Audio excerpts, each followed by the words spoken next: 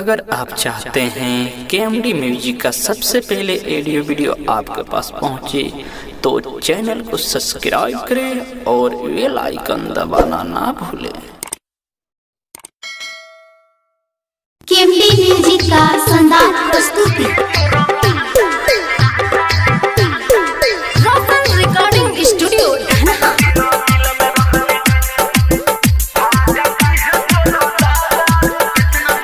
हमरे खोइले हमरे पीले प्यार ते कोइले अंधारे इतना दिन दिल में रहले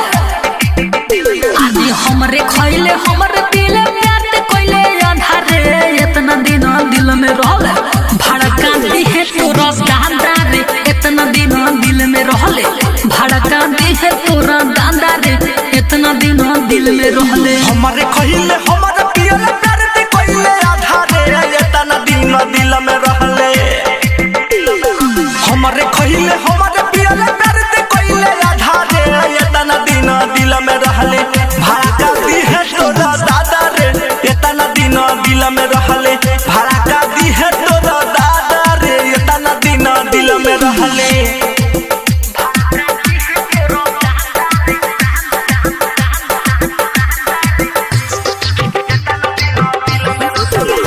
आदि हमरे पोसाला कहा हमरे सिंजाला कहा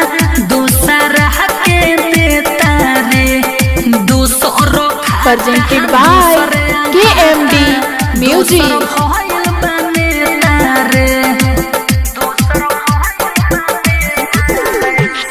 हमरे पोसाला कहा हमरे सिंजाला कहा दूसरा के देता रे दूसर खाता दूसरे घाटा दोसर भइल बने तारे सुतले उठले हमर संगे जिंदगी कोइले सादा रे इतना दिन दिल में रहले भाड़ा कहती है तोरा दादा रे इतना दिन दिल में रहले भड़का दी है तोरा दादा रे इतना दिन दिल में रहले रॉकन रिकॉर्डिंग स्टूडियो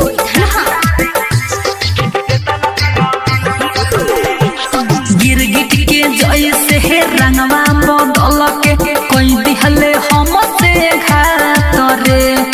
एक हडिया से पेट नहीं भरे कोई हडिया के खाले भात रे गिरगिट के जैसे रंग बदल के पहले हम से घात रे एक हरिया से पेट नहीं भरे कोई हरिया के खाले भात रे जीतू ले ले